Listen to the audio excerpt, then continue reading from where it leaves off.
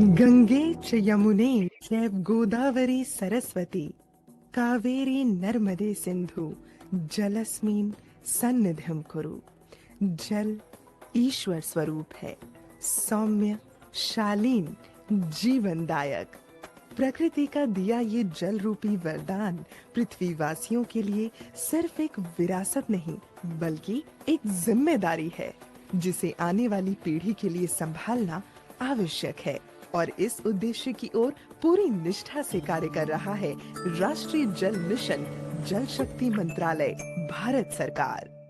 खेती के उपयोग में आने वाले पानी का अधिकतम उपयोग हो, इस दृष्टिकोण से मंत्रालय माननीय प्रधानमंत्री जी के मार्गदर्शन में काम कर रहा है और हमने नेशनल वाटर मिशन में 20% तक पानी के उपयोग में कमी लाने का लक्ष्य रखा है। सतह पर जो जल उपलब्ध है उसका उचित प्रबंधन, भूगर्भ के जो हमारे स्रोत हैं उनका ठीक से उपभोग हो, जो पानी हम अलग अलग क्षेत्र में उपयोग में लेते हैं उसका विवेकपूर्ण उपयोग हो, और उसके साथ साथ में जो पानी उपयोग के बाद में निकलता है उसका ठीक से ट्रीटमेंट हो, तो हम जल सुरक्षित देश को बना सकते हैं। जलवायु परिवर्तन का विशेष ध्यान रखते हुए national action plan on climate change के तहत नेशनल वाटर मिशन की स्थापना की गई, ताकि जल संरक्षण को बढ़ावा मिले, जल की बर्बादी को कम किया जा सके और राज्यों के भीतर एवं राज्यों के बीच जल का अधिक समान रूप से वितरण सुनिश्चित किया जा सके।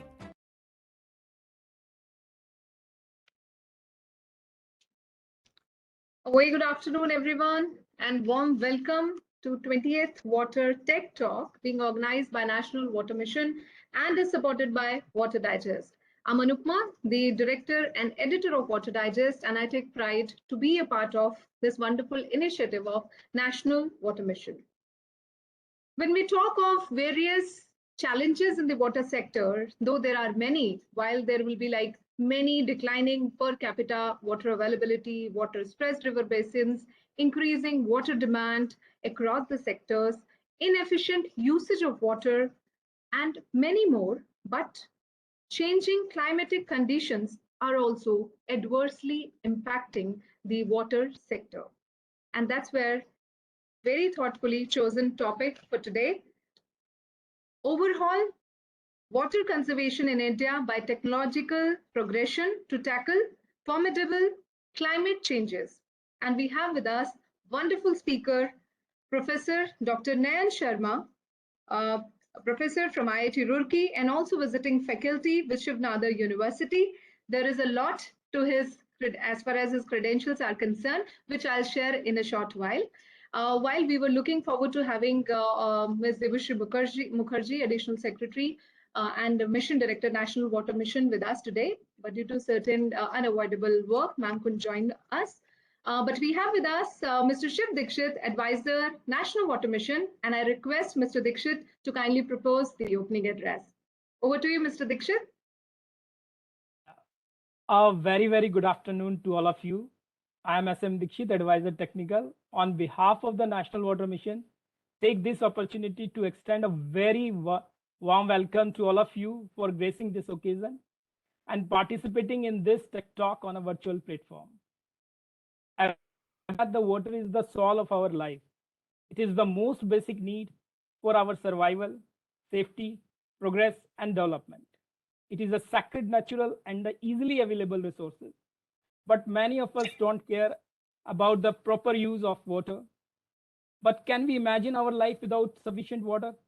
In fact, no one can live without water. Though we all acknowledge the fact, yet we all misusing it mindlessly without caring.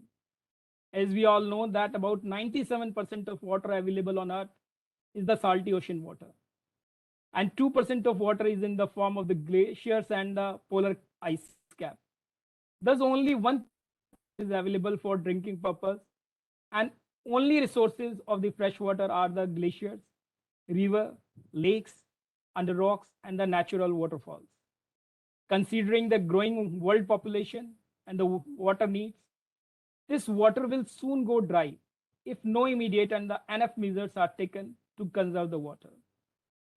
To address this concern, the National Water Mission, Ministry of Jal Shakti, has launched the Jal Shakti Abhiyan, Catch the Rain campaign. As all of you are aware that Jal Shakti Abhiyan was initially launched by the Honorable Prime Minister on 22nd March 2019 on the World Water Day in 256 water stressed districts of the country, and encouraged by the response, the Jal Shakti Abhiyan Catch the Rain campaign was again launched in 2021 in all the districts of the country. Like the previous year, Jal Shakti Abhiyan Catch the Rain 2022 has also been launched by the Honorable President of India this year, March 2022. The campaign will taken up in all the district, rural as well as in the urban areas of the country.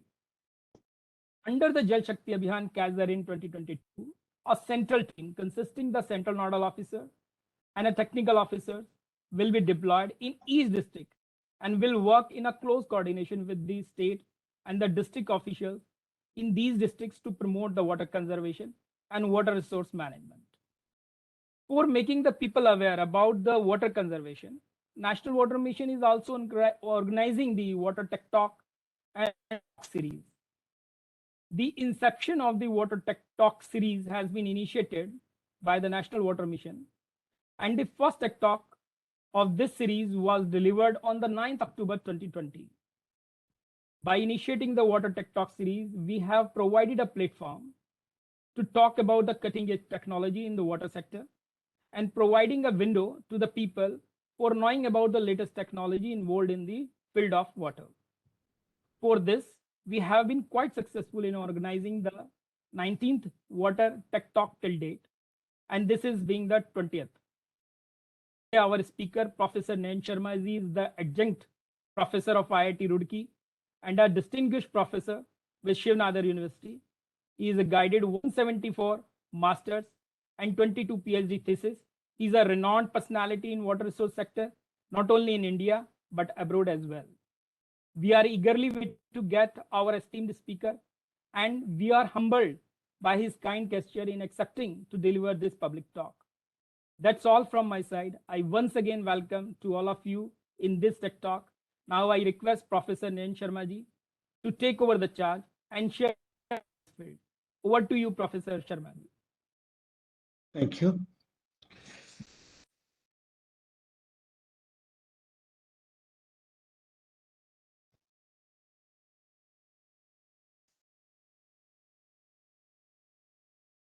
Good afternoon, everyone. It's my pleasure to speak and share some of my experiences.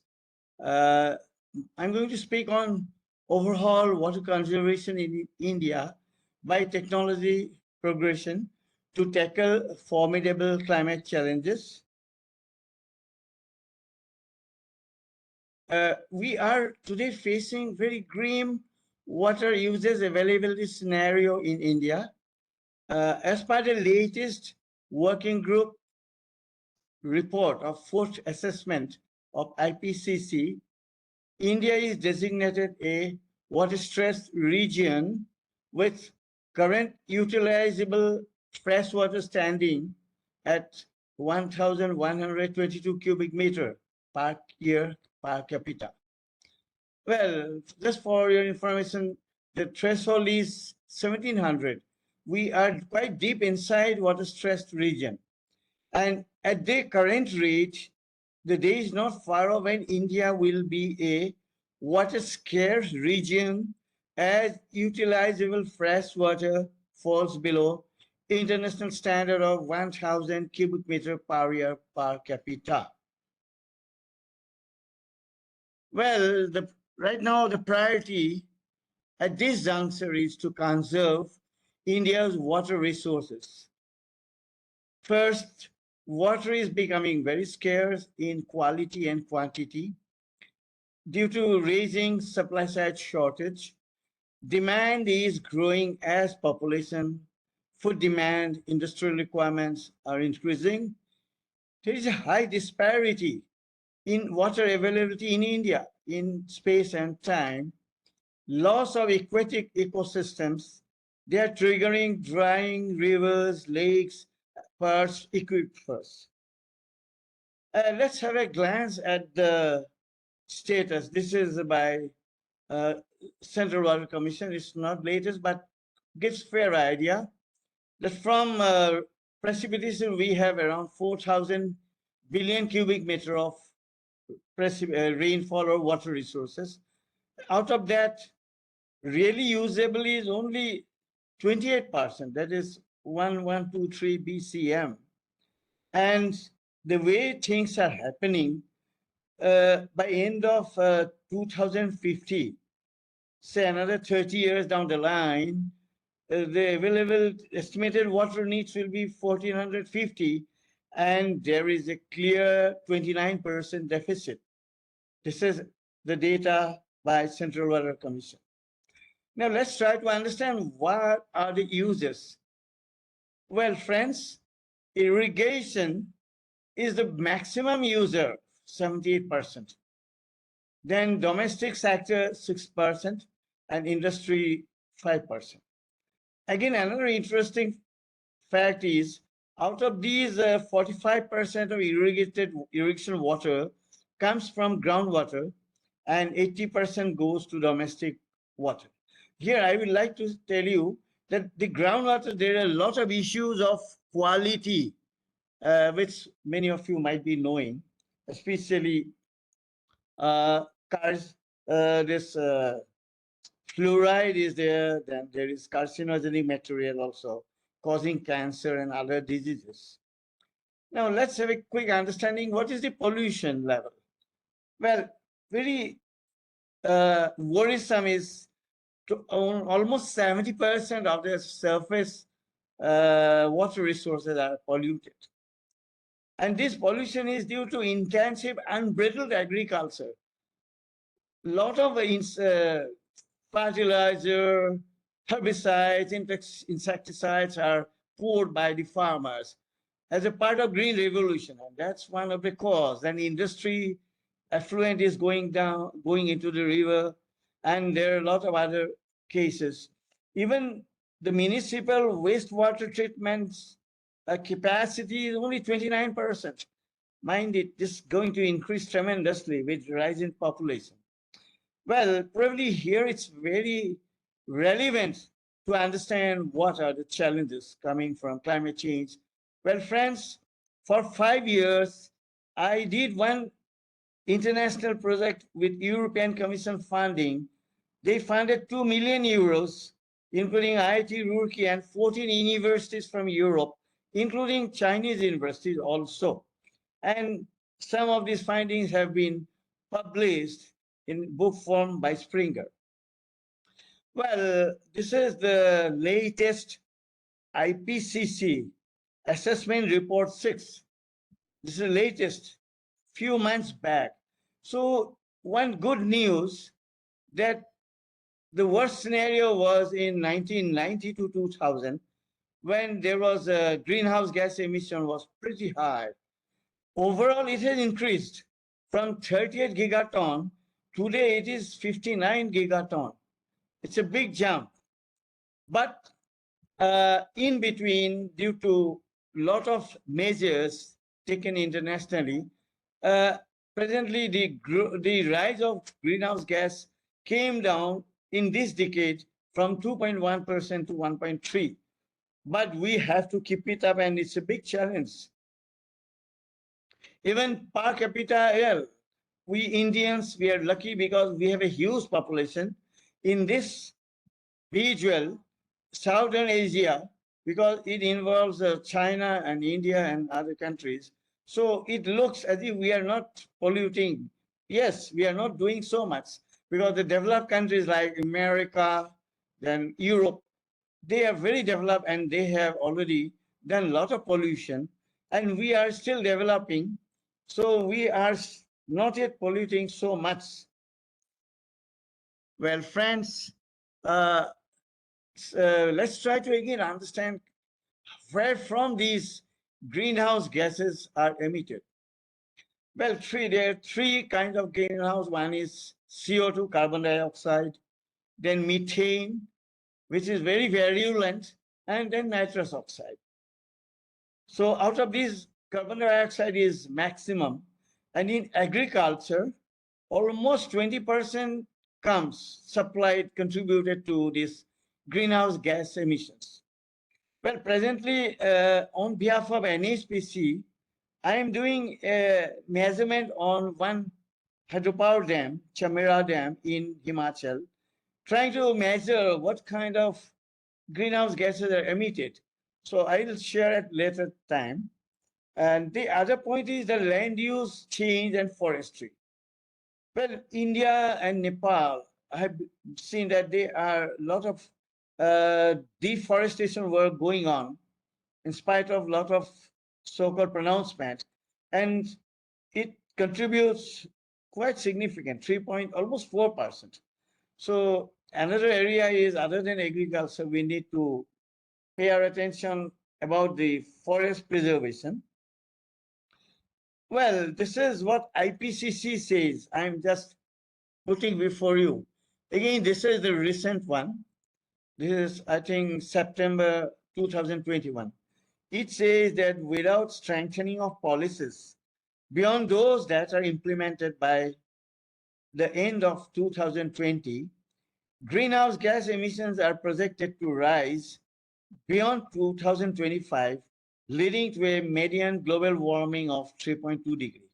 Well, friends, many of you who are studying this problem they know that there is a lot of talk about 1.5 degree rise.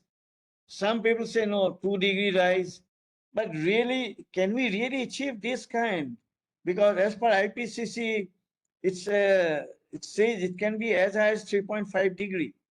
So it's a very tall order, and it's going to play truant. I think right now, sitting in northern India, we feel so hot. Even in month of March and April, we felt tremendous heat.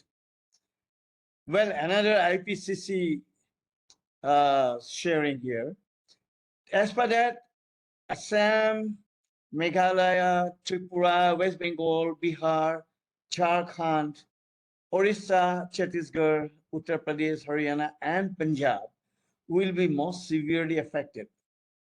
Mind it, IPCC has almost 400 to 500 top scientists of the world.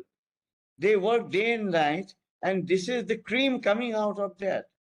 And another very foreboding pronouncement by IPCC that the emission, if it continues to increase, then Indian states will have regions that experience wet bulb 30 degree or even more.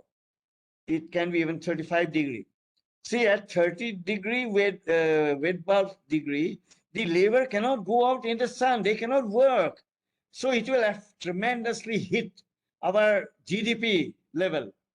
So we have to understand that these are very serious challenges. It is not simply we can sit and talk in a presentation. It's a serious challenge. Now, another issue coming before the latest report of IPCC, assessment report, 6th assessment report.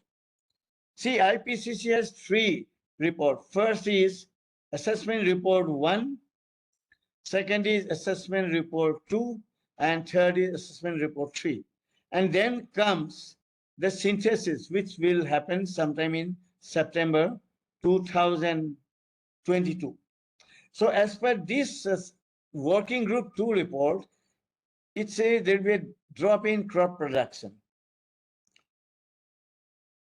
So the crop that are likely to be hit is rice, wheat, pulses, coarse cereal. See, these are the food crops we Indians eat, and it can come down by middle of this century by almost 9 to 10%. Even in South India, the maize production can decrease by 17%. So next, after then, crop production is the water scarcity. So it says that by middle of 2000 of this century, almost 40% Indians will live in water scarcity situation. So this something has to be done, and it needs a lot of effort, lot of introspection. Then Ganga and Brahmaputra, these two big rivers of this subcontinent, they're going to witness tremendous flooding if warming exceeds 1.5 degree. Friends, with my little knowledge of climate change, I can share with you that it's very difficult to restrict the warming something like 1.5. Rather, I think as a modest researcher, can we even control below 3 degree? It's a serious issue before all of us. Well, I'm now trying to share with you some of the experts who are working in climate change in globally. And here we need to understand that Tibetan Plateau has a very prime role to play with the climate of Indian monsoon. So one is during El Nino years, I think many of you, almost any of you must know, El Nino years brings drought. So it can have anomalous subsidence which suppress the convection over South Asia, and that can lead to weaker monsoon. Similarly, the snowpack in Tibetan Plateau has a very critical role to play because it impacts the precipitation. So now already we are witnessing very erratic kind of cloudburst, heavy precipitation, and these are putting at rest a lot of the classical hydrometeorological theories. So as I told you that some of the researchers, they said that thermodynamics on Tibetan Plateau, it reduced the strength of monsoon. How? The temperature gradient between Tibetan Plateau and Indian Ocean is going to decrease. Mind it, this temperature gradient is very critical for the monsoon to be of desired quality. Even 10% deficit in monsoon is going to be disastrous for Indian agriculture. As you know, many climate models are there. Even there are huge number of climate models, and one thing is clear that this thermal gradient between Tibetan Plateau and Bay of Bengal or Indian Ocean is going to decrease in years to come. Well, another issue I'd like to introduce, FOLU, agriculture, forestry, other land uses. These are very critical to sustain, to conserve our water resources, to safeguard our monsoon so that we don't suffer huge El Nino year kind of thing, drought. So one good point that these FOLU, while it covers managed ecosystem, but it offers mitigation opportunities while delivering food and other renewable resources, as well as biodiversity conservation, which can be adapted to climate change. Now, a FOLU sector, that means the agriculture forestry, it accounts for almost close to as high as 20% greenhouse gas emission as per data collected during last decade. And these are important because this can work as a carbon sink. That means a lot of carbon can be sequestered in the soil. Well, now I'll try to cover an important issue, water conservation. Because one of the main objective of National Water Mission is water conservation. So I'm trying to focusing on that. Now, infrastructure means what are the infrastructure? And one is dams, definitely. Well, in India, we have large number of dams. Presently, almost 5,700 dams are there. And most of these dams, I think, are built pretty long back.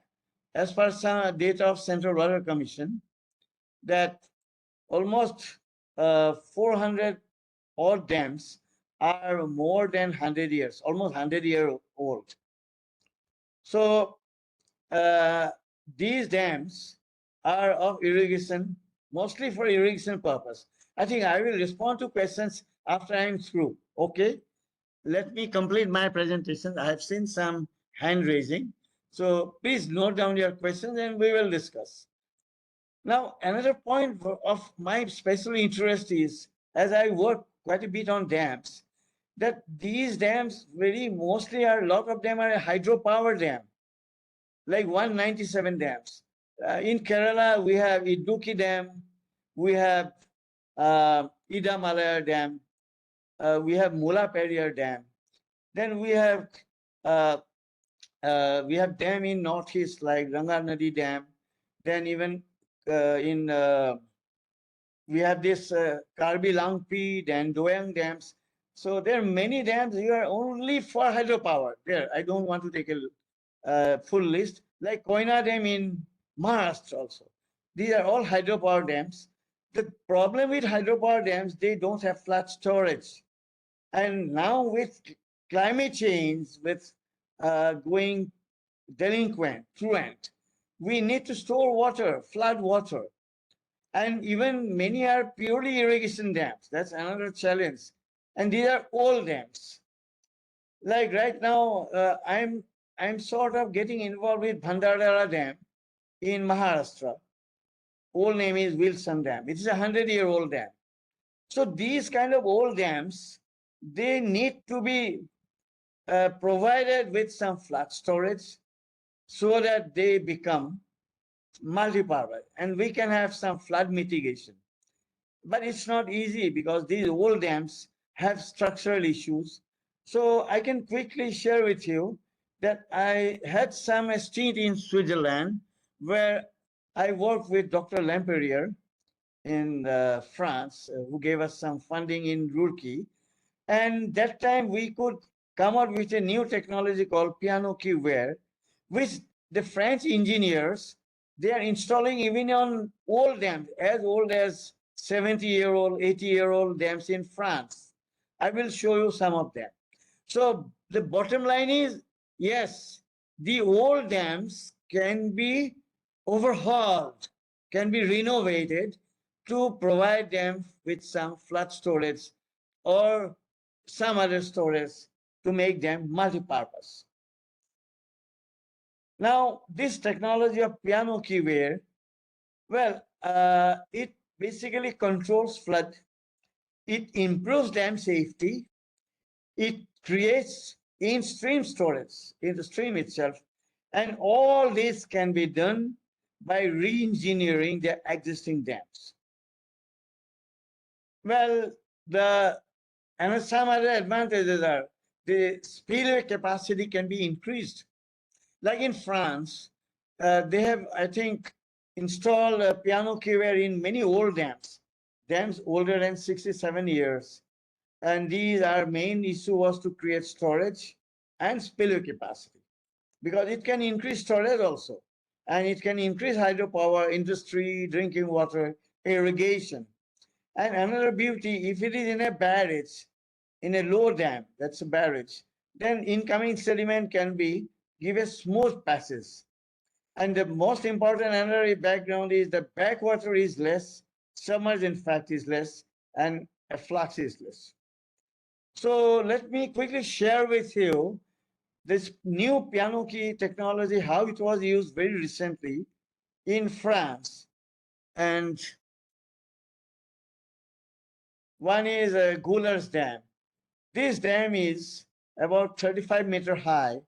This dam was built almost 60 years back. And this dam has serious problem of spillway insufficient capacity due to climate change in Europe. And now you can see here on the right abutment, they have installed this piano-key ware in this old dam, 70-year-old dam. This dam was completed in 1920, and they have installed this. and this working fine. And all this work was done in a very short time, 6 to 7 months only. Well, this is another dam. This dam was built in France, close to about 50-60 kilometers south of Paris, Saint-Marc Dam. This dam is about 45-meter high. It's a masonry dam. And as you can see here also, in this dam, this piano keywear is installed.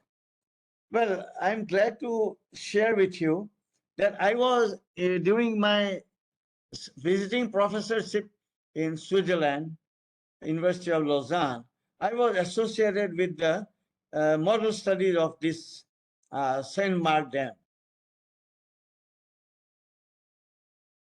Well, friends, in India, I got an opportunity to apply this piano keywear for the first time in Himachal Pradesh. And in 2009 and 10, there was talk about a Saurakudu hydroelectric project. This project, the 1 megawatt cost came very high as per HPPCL, Himachal Pradesh Power Corporation Limited.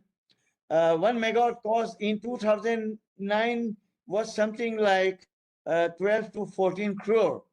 So the funding came from ADB, Asian Development Bank, and they said you have to cut down the cost per megawatt. Well, after piano keywear technology was used, where I am deeply involved in the model studies in IIT Roorkee, the cost came down below 7 crore. 1 megawatt earlier was, in 2009, the cost was close to 12 to 13 crore, and it came down to below 7 crore in 2009. So this project was approved by Asian Development Bank, and it is to generate 110 megawatt. Well, I will show you now. It's it's working. It's in operation. Well,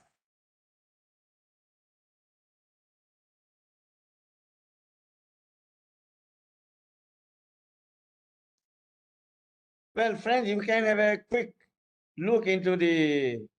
It is on River Pabbar, and the discharge of this river is design flood was 7,000 cubic, to give you some idea, and height of this piano keywear was about more than 20 meter, and it can pass 3 to 5 times more discharge than an Ogi spillway. And another beauty, no gates involved. It's very cheap from that angle. And we provided 5 gated spillways on left and right. Well, now,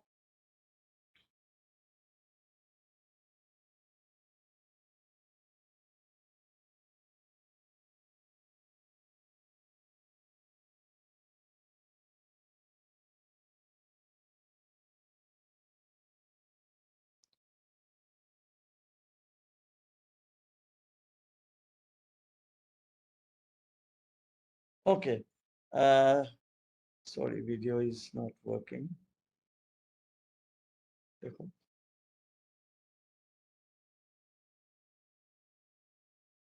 Well, this is the piano keywear. The water falls from sideways as well as from the front side also. That is the beauty.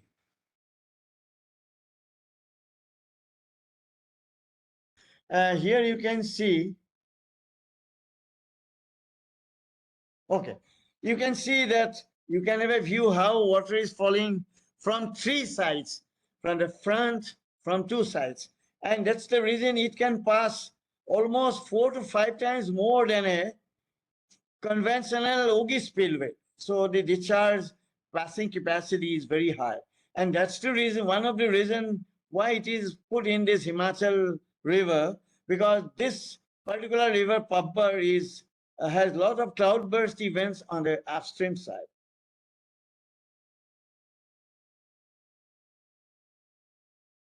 Well, this is another view. You can see that this is Pabbar River. These are the piano keywear. And this is a power intake, the desilting chamber. And on right side, there are two sluices going to a temple. Well, this is again another closer view. These are the piano key where you can have a closer view now. And this is the desilting tank. This is the power intake. And it's now working fine. It's in operation. Even though IS code is not yet through, mind it, I'm trying my best to get this IS code, but somehow it is stuck up in BIS for whatever reasons. For last 12 years, I have been trying, but without waiting for IS code to be passed, Himachal Power Corporation Limited constructed. Because in India, we are very poor in red tapeism. Well, a cost point. This is again another view, the desilting chamber, and it's working fine, I can tell you. As per, we conducted numerical models, mathematical models, we conducted physical models, scale models, we conducted analytical studies, and then it was built by Himachal Power Corporation. And here I must give credit to Mr. Pavan Kohli, who was my former student in IIT Roorkee, and another Mr. A.K. Avasthi. They played a big role in convincing Himachal Pradesh Power Corporation Limited in getting this through. Because in India, we are very conservative. Forgive me, I am also no different. New ideas takes time to take root, to get it implemented. And without help of Pavan Kohli and Ajit Kumar Avasthi, I couldn't have done it, to be very honest. Well, these are the costs. You can see the cost is 4 times less. This is not my cost. This is by Dr. Blake Tullis, Utah Water Research Laboratory, Utah State University, United States of America. So you can see the cost of a gated spillway is 4 times more. How much cost effective we can make it. But I have to shout from housetop to convince our own conservative people, unless we also come forward to try new ideas. Well, friends, another area of close to my heart, which I saw in abroad during my different visits. As you know, I visited 22 countries of the world, and one is this fuse plug. This is Dr. Lamperier. Fuse plug is a very simple device. I will show you in the photograph. It can have extra water conservation and dam safety. But IS code will take time, friends. You can see here, this is a dam. The upper portion is removed. And in this case, to increase this safety, dam safety means to increase the discharging capacity. So you can see that a concrete fuse plug is placed. The next one is to increase storage. The upper portion is removed, existing dam. This dam can be 100-year-old dam, no issue. We can have second stage of concreting. And here you can see some extra storage is created. So this is a classic example by using a very simple technique, very low cost, simply fuse plug concrete, which can be washed away during high unprecedented flood also. In all over the world, in many countries, it is installed. Due to time constraint, I am not showing you. Well, then another technology which has lot of prospect is a rubber dam. Rubber dam can be inflated in half an hour. It can be deflated in half an hour. And within that time, in many medium or small kind of rivers, we can have water conservation in a short time. And even for inland navigation, it can be used. Probably there's some discussion in Inland Waterway Authority that they may even thinking of using rubber dam in Jhelum River for navigation point of view, where a navigation lock can be placed on left or right side. Well, friends, you can see This is in Korea, that in inflated position, and this inflation deflation takes half an hour, and in deflated, it is after flood goes away, it is deflated. Similarly, in United States also, this kind of rubber dam has been used. And even in hilly streams, carrying boulders and shingles, like we are seeing in Canada, they have installed in Kapuskasing River.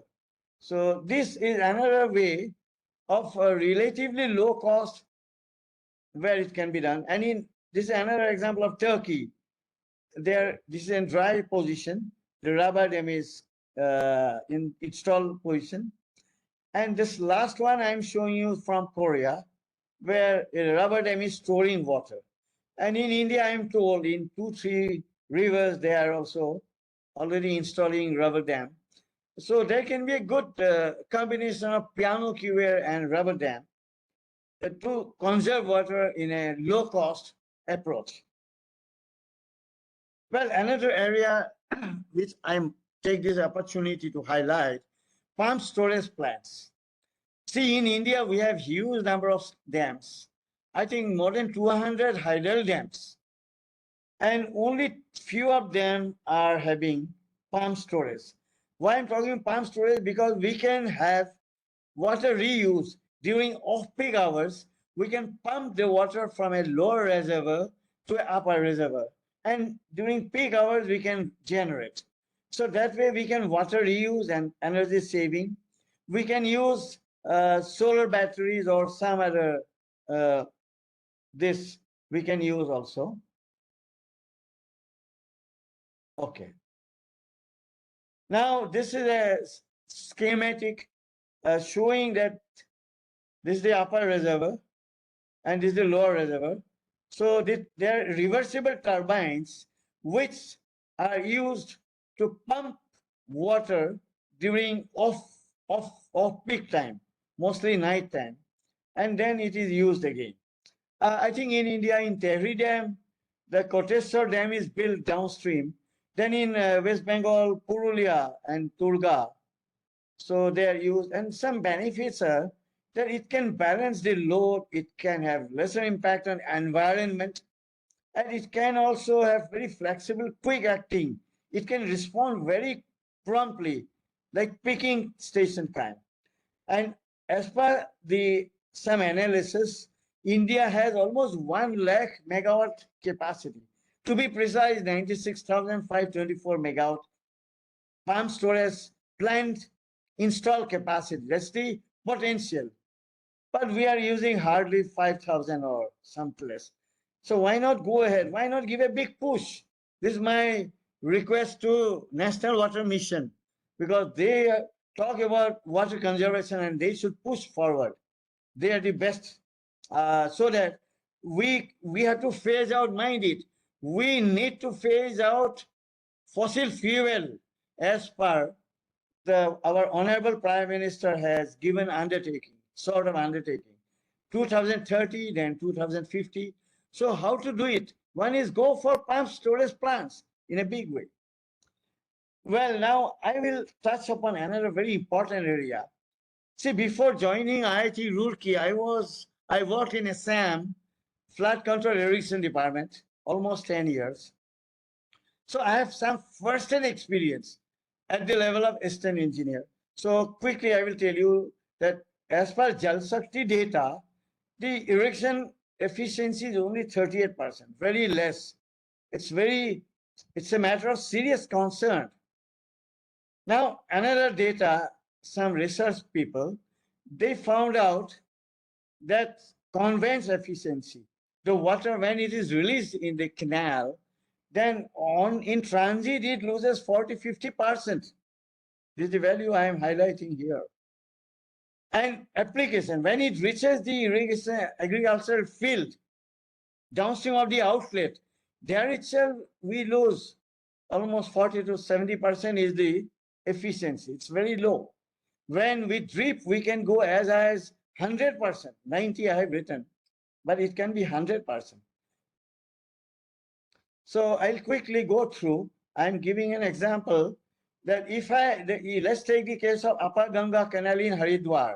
All of us visited Haridwar. Broadly, that is the oldest system, and IIT Roorkee has come out of that. 10,000 cubic is released, and out of that, only 8,000 or 1,600 reaches the root zone. Please, I repeat again. This is it, as per data I'm getting from here only, that only 1,006, only that means a very low value. We lose 8,000 cubic in transit into bad management in the field. So water conservation you talk about.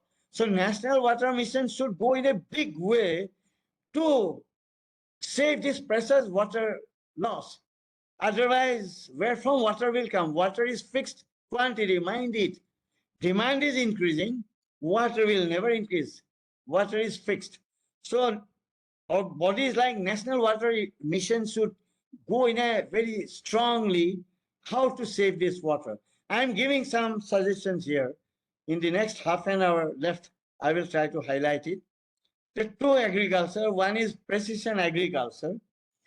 It's in European countries, in America, even in Brazil, even in countries like Lesotho, African countries, they have shifted to precision agriculture. Means they will give water which is only required, no wastage. Other is conservation agriculture, which is very important. I'll put a lot of my full thought, I will keep how to go ahead conservation agriculture, because it is creating a lot of problem. These two I will cover in briefly. Before that, I think many of you already are knowing that partial root zone drying approach, and another area we are working is regulated deficit irrigation. I think partial root zone drying, to my knowledge, a lot of organizations are working, including IIT Kharagpur. And then regulated deficit irrigation. In Shiv Nara University, we got a more than 1 crore funding from Department of Science and Technology. And we are working in Shiv Nara University doing applied research, how to develop a application model. My emphasis is not publishing paper, not only guiding PhD, but how do you help the society? Because as a professor of IT, I have to give back to my society whatever little I have learned. From that angle, we are doing. This is showing is this visual. It's what you are looking, furrow irrigation. It's partial root zone drying. Now, this is the area we are working regulated deficit irrigation. I told you we are working in Shiv Nara University, and I strongly recommend that once these results are out, I give to Department of Science and Technology, at least some place it must be implemented. Some advantage, like my visit to China, I have seen the Chinese are going in a very big way to this RDI, in short, because they are also suffering from water scarcity. We are also suffering, but we are wasting. Unlike many European countries, Americans, the Chinese, they are trying to improve crop water use efficiency. What does it mean? 1 meter cube of water giving how much kg of crop yield? Kg per meter cube is crop water use efficiency. So in India, we are giving for one kg of yield of cereal, we use 4,000 liter. 4,000 liter gives 1 kg. But forgive me, the China, for 1 kg, they give only 400 liter. So we are wasting. Why not start doing something? Now, the basic concept of RDI, you create some stress, you don't fulfill the full water demand of a plant. So what happens? Abscisic acid is secreted, a hormone is secreted in the root. As a result, the opening, the stomatal opening is reduced, And obviously the transpiration is reduced. So the water loss is reduced, and with very less reduction in yield, or may not be any yield, the overall water saving is tremendous. And this, a lot of work already done, and I do hope, since time is limited, I don't go too detailed. And now let's see what are the traditional tillage farming, the last part of my presentation. See, traditionally what we do, we till, we use a tractor. So as a result, lot of carbon is released, mind it. We should sequester carbon, but in traditional agriculture, traditional tilling, we release the carbon, we create more flooding. How? When we apply irrigation or when there is a rainfall, then a lot of soil is carried away to the river and it gets deposited in the river. So we lose fertile soil, we release soil carbon, we also kill lot of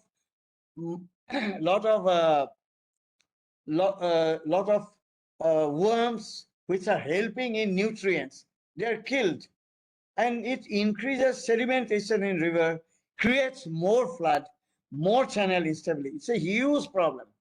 So in brief, I tell you, time has come that we should now start thinking to go for no tillage farming or conservation farming, to conserve water, to improve agriculture. So here, another important thing, like every time in Delhi, every time in the month of December, January, we face lot of flight delays, lot of problem in smoke. Why? Because the farmers, for good reasons, they have to burn their residues in their own field. But in no-till farming, there is no need to burn the residue, because it rather uses the residue, because it gets decomposed into manure.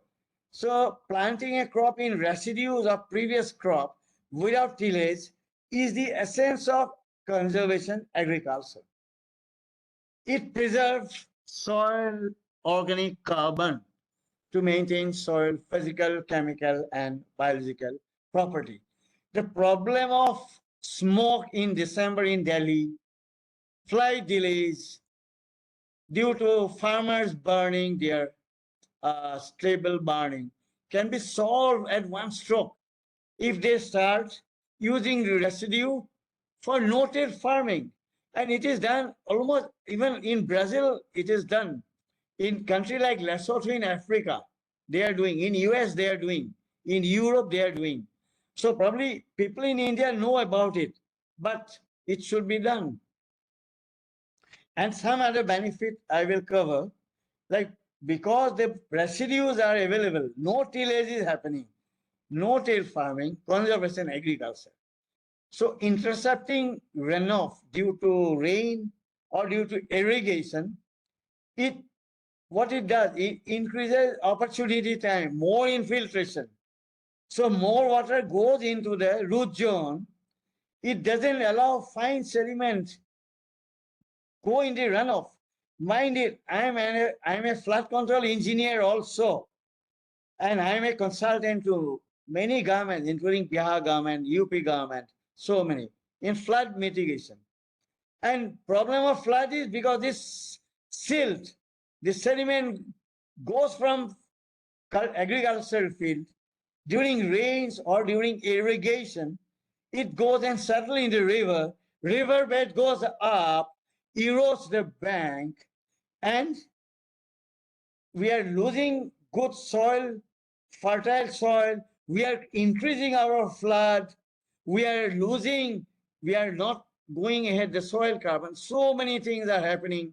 We are even having low efficiency of irrigation. Mind it, field application efficiency is very low in India. It will increase if we go for no-till farming. And I have seen, you see, I'm not expert on this. Let me be very honest. But I have seen in a lot of countries abroad, they are going with no-till farming with grand results. And a lot of literature is available. So another point that this residue or stubble, I should call it stubble because we understand stubble burning. Stubble cover increases because they are not removed, they are not burned. They are not burned. They increases time to runoff. So because they are there, the rainfall, they go down into the root and they run off. The flood generation is less and it increases infiltration. It stops a flood disaster. It reduces the runoff.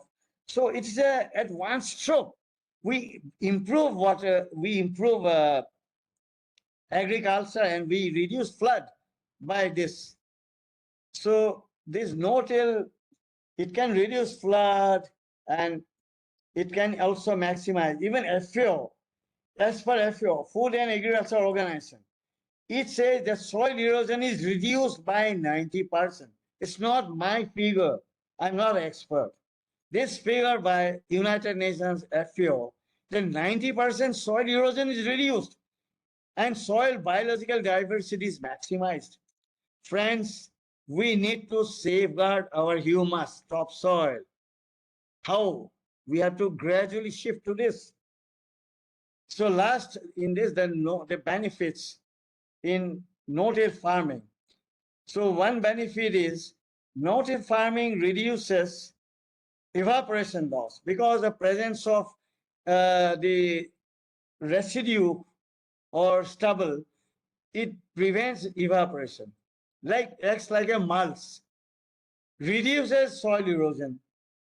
It enhances earthworm activity. By tilling, we are killing the earthworm, mind it. Soil structure is aggregation is preserved.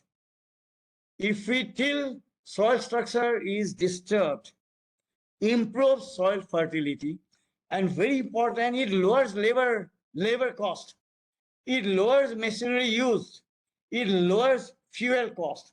Today, fuel prices are increasing due to Ukraine war. It's skyrocketing. In no-till farming, you don't need this. We can save huge amount of fuel, huge amount of machinery use, huge amount of labor. So the cost of cultivation will be reduced. Mind it. It's a practical thing I'm talking. It's not a literal, this is not an academic lecture I'm delivering. It's a real thing. It's done by people. We are not doing, but done in, even in developed countries, they are doing. Europe, in US, even in a poor small country like Lesotho in Africa, they are doing. Then even the yields can be increased if there is a good crop rotations. If you put some legume crop, we know that leguminous crop increases nitrogen fixation. Pulses is the best example. So good crop rotation, even relay cropping can be done. And compared to traditional tillage system, the time requirement is less because the only issue is there, I must share with you. There is a problem of weed growth. So they use herbicide. But now recently I have seen some literature using neem. Neem is an Indian tree. Using neem, this weed growth can be controlled. That's one of the benefits. Friends, I have come to the bottom lines and I will read out. Please listen carefully. First, growing severity of climate change have sounded wake-up call. Why? For a paradigm shift in technology adaptation. For what? For water conservation, for flood mitigation, for, I will say, conservation agriculture, not traditional agriculture, mind it, not conventional agriculture, conservation agriculture. All the students who are working on agriculture, my humble request, please read conservation agriculture. Second point is, I have suggested in my modest way, with my little knowledge, I'm not an expert in many of these things I'm talking, but I have exposure now because I worked 10 years in the field, mind it. 10 years I was assistant engineer in Assam flood control agency department. Before I become a professor in an IIT, where I worked 35 years in Roorkee, the oldest IIT 180-year institutions, where I could learn many things. My heart goes to Roorkee because I could learn so much in University of Roorkee when I joined, and it became IIT. So my head bows in great reverence to Roorkee because really I could learn many things. Why? Because to unshackle traditional approaches. In India, we are still sticking to traditional, conventional, conservatism. Time has come to remove, to unshackle this conservatism and switch over to new technology. Okay, you try on a small scale. If you are not convinced, try on a small scale and then try to go. If you don't do it, we are in for trouble. Friends, my last point, any postponing or any deterring by the stakeholders, I am a stakeholder also, everyone will have to pay a heavy price. Why? Because climate change will not wait for Nan Sharma or anyone else to act. Friends, with these humble words, I say thanks for your patient hearing. So any questions, I am ready to discuss here. Thank you so much, Dr. Nayan, for your wonderful presentation. And like you rightly said, there will be question answer session now. And most of the participants, they are regular with us as far as Water Talk and Water Tech Talks are concerned. But still, I'll quickly brief the format. Anybody who would like to put forward your query can either raise hand, or you can also write it in the chat box. If you raise hand, my team will unmute you. You can introduce yourself and ask your query directly to Dr. From Dr. Nair. So we are now officially opening the Q&A session. So any query, please put them forward. And all those who are watching us live, you can also post your queries from the social media handle as well, from Facebook pages, from wherever you have joined. You can also share your query in the comment box there. I request Mr. Madan, you may please ask your query.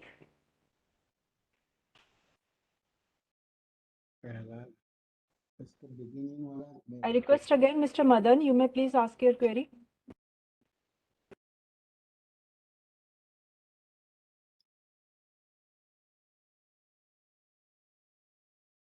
So there is a query from Mr. Rahul. What are the selected strategies and actions that have been identified as having the potential to be used for climate adaptation as far as water is concerned? No, I couldn't. What he's asking precisely, I'm not still clear. Climate adaptation is for water, basically, we are in for a big shortage of water itself. Water will not be there. Because I told you that there is one professor in Sweden, Dr. Falken Mark. She worked out that 1,700 liters per capita per year, if water availability in any country, that country is in a comfortable position. Anything below 1,700 is considered as water stressed. But if it goes below 1,000 liters per capita per year, then it is water scarce. And if it goes below 500, then it is water very scarce. Well, friends, as per United Nations Intergovernmental Panel, recent assessment report, sixth report. We are now 1100 some odd value liters per capita per year. We are knocking at 1000. So it's very, I will say, it's a red, we are already in a very serious situation. Now, in this scenario, one suggestion that came from my mind, because I work on a wide area. One is the dams. In India, we have almost 6,000 dams, whole country. And many of these dams have very less storage. See, because I think that whatever physical infrastructure is there already, why not with little expenses? Why not store more water? Because I was involved in National Water Mission in 2008. In 2008, I was involved in the first meeting from IIT Roorkee. I came. So the discussion, and Mr. UC Punjar, I remember his name. He was the Secretary of Water Resources. So what highlighted him also told that we need to create huge storages, first step. So you can't easily make new dams, friends, because new dams means a lot of environmental issues will come. So that means the existing dams, by using this technique called piano key weir, we can, and even fuse plug. This is not me. In Europe, in US, in many countries, they are doing. And in India, I have done at two places only. One is Himachal, other is Andhra. So using this piano key weir and fuse plug in old dams, repeat, in existing old dams, we can create storage. We can increase the spillway capacity. So step one, out of these 6,000 dams in India, we need to identify this. And I'll tell you, there are two reasons. One is to create storage for what? For drinking, for irrigation, for maybe hydropower. The other is, like in Assam, there is Ranganadi Dam. Then there is a Doyang Dam, Karbi Langpi Dam. Then there is a Sumansiri Dam. Then so many, in Kerala, there is a Idukki Dam. Then in Maharashtra, there is Koyna Dam. These dams are only hydropower, only. They don't have flood storage. So whenever there is a huge cloudburst flood comes, they cannot store water. So I can help out. This is not me. Many people now know this technique. We can use piano key weir. We can convert and renovate, overhaul these old dams to create storage, to increase the, and this I have done in Himachal, as I told you, with help of some past Roorkee engineers. This is one. Second is, as I highlighted, our irrigation efficiencies are very poor, very poor. I have been to many countries, including I have been to China, and in European countries I work, and in US. So the efficiency level in India is very low. As per government value, Jal Shakti, 38%. That means if I release 1,000 unit of water, if 100 unit of water, only 38 unit will reach the root zone. So balanced, all 58 units will be all lost in conveyance or in poor field management. So this concept of regulated deficit irrigation, on which we are working right now. I'm not talking right now. My former student, Gopal Das Singhal, he also working here, is a associate professor in Shivnadar. We got this project and we are working and we are doing very good progress. Similarly, no-till farming. So these techniques, we can, because agriculture consumes almost 80% of total water resource. If we can make a huge saving in agriculture by good water management, by regulated deficit irrigation, by no-till farming, I can solve problem of agriculture, irrigated agriculture.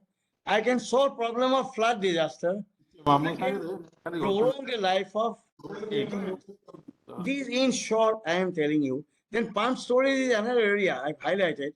That we can pump back, we can generate more power. And we have a huge number of hydel projects in India, 200 hydel dams. Only few of them are there. So this is one quick response to the query raised. The next question is why rubber dams or piano key wired dams is not getting much acceptance in our country? Well, I can tell you my own experience. In short, Dr. Nayan, the concerned person is keen to know what is the present status of IS code as far as PK wired dams are concerned. Yeah, I have been struggling. See, this piano key ware, the first in Roorkee in 2012 we have constructed. 2010, now it is 2022. So last 12 years, I submitted the draft piano key ware IS code to BIS, Bureau of Indian Standard, in 2010. 12 years, it is not true. But doesn't matter, because still we are designing, we are constructing. So IS code is another example that in India, I also was in Switzerland. Quickly, I'll tell you, in India, to get my salary, I had to ask, to pass my bill, I had to ask.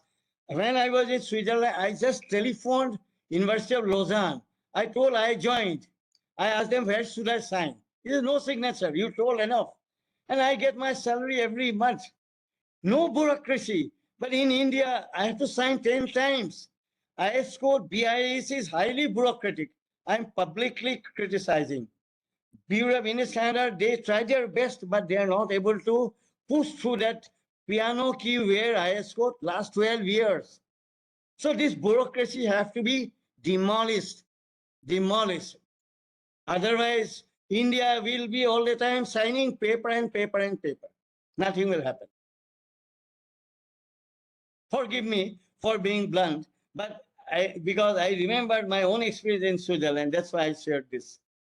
Without signing, I got salary there, mind it. So in India, BIS, whatever they are doing, that government will take their own time. And that's why I said my last word, climate change will not wait for us. It will march ahead. We'll be in real predicament, but government and we, I'm included, I'm no different. I'm equally guilty. So our conservatism, bureaucratic mentality is coming in the way. Sorry, any other question? So, sir, this was one of the queries which was put up by, I think, your ex-student, Mr. Mohapatra. Nanda. Yeah, I know him, Nanda. He is very good student and he was our Roorkee pass out. Yeah. He was chief engineer and he very rightly asked this question. And I must commend him that we need very progressive thought and we should be aware of the kind of predicament we are in. Otherwise, we'll only have this kind of presentations, nothing will come out. Because in 2008, same questions I presented in National Water Mission when it was just about to be born. Mr. U.C. Punjari was the secretary. From 2008 to 2022, even in the National Water Mission, I delivered one talk earlier also, mind it, few years back before. But I don't think what has moved forward, I don't know. So I am very restless that way. We should start doing some work. Cut out the paperwork, do something on the ground. Otherwise, there will be disaster. Sir, as I told you that we are also joined by various participants through social media. So Mr. John J has posted a query through Facebook. What are the measures being taken in order to perform What are the measures being taken in to inform and assist communities in identifying potential alternatives for the water crisis? It's a very pertinent point that community, but to be very honest, it comes under participatory system like water is scarce. As I think in India, 80% of water resources are consumed by agriculture. But in India, the efficiency is lowest in the one of the lowest in the world. I think I'll not take the name of that country. Another country, to produce 1 kg of food cereal, 1 kg, uses only 400 to 500 liters of water. 400 to 500 liters. I visited that country. In India, for that 1 kg, we have need to use 4 to 5,000 liter. 4 to 5,000 liter. So you can imagine. And that country, I visited many places, and this kind of awareness is, I think that farmers have to be, my own humble feeling, that we need to create some demonstration farms. That is known already. We need to sensitize the farmers, and with the extension workers who are working in different agricultural areas, these extension workers, they need to sensitize, and there should be some kind of very proactive action by having small workshops. Workshops not for only having some academic discussion, where the stakeholders, the farmers should be called and try to understand, get their ideas also. Many times they know many good things. And some scientists like us, or there should be a good interaction. And this way, this kind of thing, and National Water Mission can take forward. They can organize, they can host small kind of, workshops where scientists and the stakeholder, means farmer, come together, try to discuss, try to interact, and try to exchange the new technology to farmer, and then farmer will share their difficulties, and let it be on a small scale, micro scale, micro. See, micro scale, and it will propagate if a good results comes in a small area, like no-till farming or conservation agriculture. I have seen in Austria, and in Germany, they are doing in a small scale. One of my collaborator, Professor Wolfgang Flusel, I have seen in small area, he took us there. The farmers are doing this kind of conservation agriculture. And when he is successful, the next one says, I'll do. So it propagates. So we cannot do an overnight change, but this idea is very good.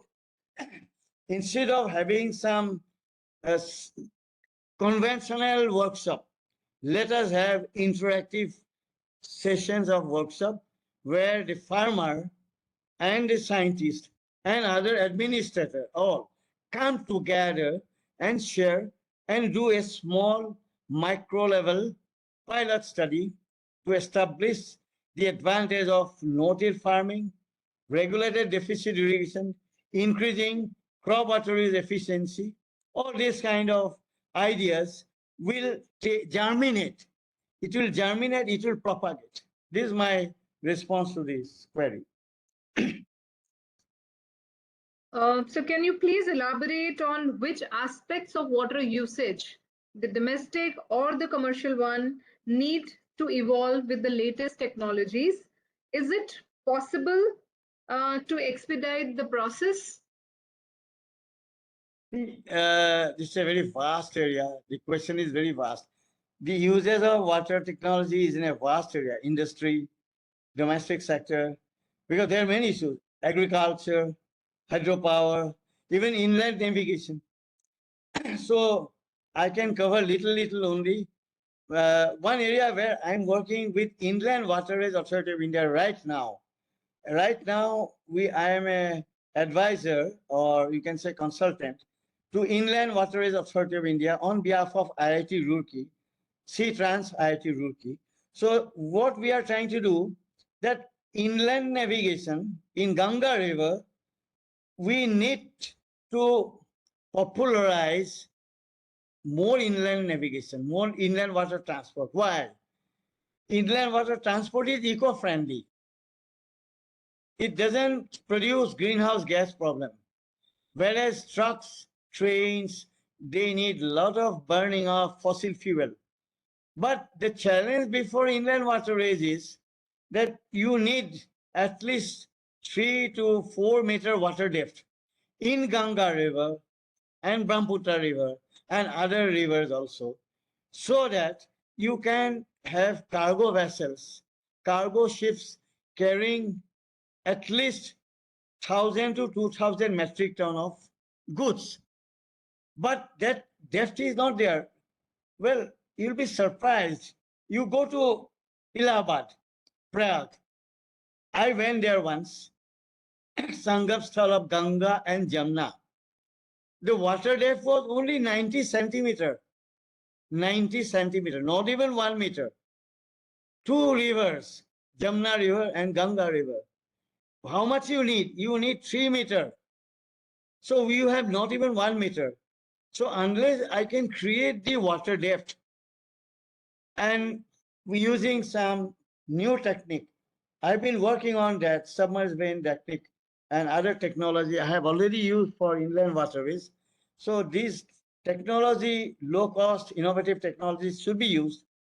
And then we can create the required depth. We have to stop erosion. But this is only one point. Inland waterways only can one. Now time has come, sitting at highest level, somewhere like Niti Aayog, we should decide we'll do a complete package, complete. We will not allow soil erosion from the catchment area, number one. Why? Because soil erosion starts from Uttarakhand. It reaches Patna. Inland waterways can't stop it. So I have to stop with good catchment area treatment, CAT. Then I need to stop, improve the quality of water also. Like the wastewater, we are all indiscriminately, we are dumping the municipal water, industrial effluent. We should stop that. Then all the other things I don't want to repeat. So it should be, basically my suggestion is, we need to do a holistic, complete integrated approach. This piecemeal approach is the main drawback we are facing in India. I myself worked in Assam Irrigation Flood Control Department. Only worried about irrigation, only worried about flood control. The person working in Hilachi only worried about that. No, time has come, we must do a integrated planning. That's why a word is there, IWRM, Integrated Water Resource Management. In Europe, in US, they go for IWRM. In India, only in workshops, seminars, we talk about IWRM. But on the ground, by the works departments, no coordination, nobody talks. So integrated water resource management is important. I again request National Water Mission to spearhead this message that please henceforth go ahead with integrated water resource management. All the issues connected with water, right from flood, soil erosion, irrigation, navigation, then agriculture, should be done in a one plate. There cannot be cross purpose. I've seen, I'll tell you my small experience in Switzerland. When I was there in, I had a noting only because I was in a university. I could see that they are doing everything in a holistic manner, in an integrated manner. But in India, I myself worked in the departments. I think that we are only work on a mono purpose. Even in India, we are making dams, only hydropower. Why? Why not include, like NSPC? I give an example. They are making suppose one dam, Subansiri Dam. That is only to generate power. Why not made it multi-purpose? Why not include flood control? Why not include irrigation? Why not include drinking water? So these, it's not done even now, I don't know who will do it. I think Niti Aayog should step in, or some highest level somewhere. There should be a diktat that henceforth all water related projects must be done integrated water resource management concept. Only then we can extract maximum benefit from our very limited water resource. Otherwise, we are really in for trouble, where all of us will be facing tomorrow or day after. So, Ms. Aarti Sinha is asking, please elaborate the technique you were talking about, making availability of drought for Ganga waterway. Very relevant in this climate change scenario. Well, thank you. This point is raised. In 2000, I'll put it again in a short. 2009, Inland Waterways Authority of India approached IIT Roorkee to improve navigation. And they were good enough that they said that you do a pilot study downstream of Varanasi. So there is one place called Nakhwa, 20 kilometers downstream of Varanasi on Ganga. For the first time, I got exposed with this technique long back in Brahmaputra when I heard about it. So we used submerged vein technique. Submerged vein is a technique where normally if it is not there, then bank gets eroded. A vortex, a circular vortex comes and attacks the bank, erodes the bank in layman's language. by putting these vein, we are creating a vortex which goes away from the bank to the midstream in simple language. And these veins are underwater. So when it goes to the midstream, sedimentation occurs on the bank, which was getting eroded earlier. And in the middle of the river, deepening occurs. And in the result, benefit number one, the river depth increases. Earlier, depth was only 1 meter in Nakhwa. After I installed through Inland Waterways Authority, it increased to 3.3 meter. And second benefit, erosion is stopped. Third benefit, river is channelized. So this technique is to cut down cost. We have used bamboo and bali. And using bamboo and bali, we could spend minimum cost. But in United States, they use steel plates. But I've seen in Bangladesh, the Holland people, Netherlands experts, they use concrete. And in Japan, they are using also plants. But in India, I have used only bamboo to cut down cost. And this technique is used first time by me only. And probably I got an IPR also on this now.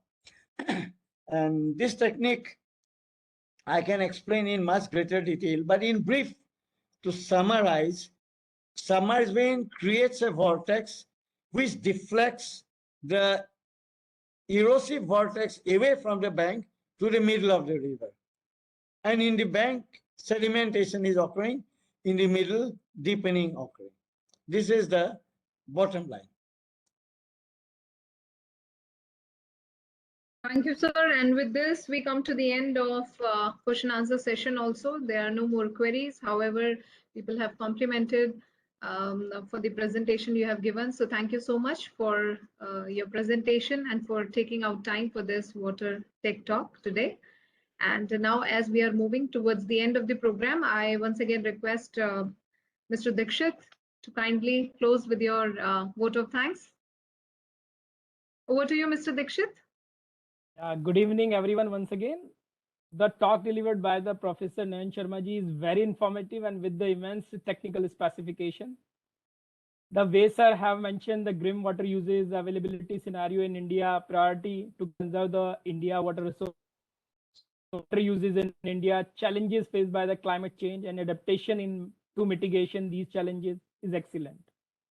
As you mentioned about the fuse plug devices, rubber dam, and the big push required for the pumped storage scheme, and pumped storage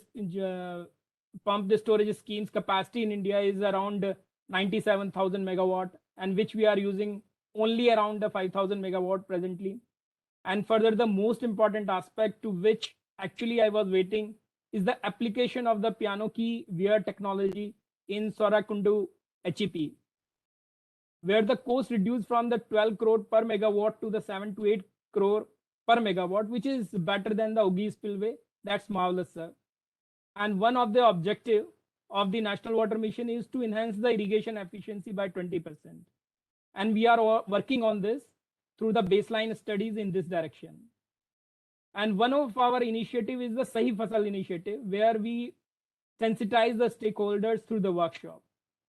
Thank you, sir, for sharing your learned experience and knowledge with us and lakhs of the audience who have joined us at this time or may see this through our YouTube channel and NWM website in future.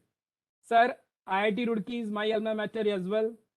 Finally, I would like to thank all of our viewers who have joined us through the various platforms, and I am confident that these viewers will further disseminate the information gained from this talk. Thank you once again for your sharing of knowledge. Over to you, Anupama ji. Thank you, Mr. Thank Dixit. you. Once again, thank you, Dr. Nayan. Thank you, Mr. Dixit. Thank you all our representatives who have joined us today and our wonderful participants. Thank you for your continued support, which has made this Water Talk and Tech Talk series the popular one. We look forward to hosting you sooner, the next Friday, for the Water Talk. Till then, take Okay. care and stay safe. Thank you. Bye-bye. Thank you, Namaskar.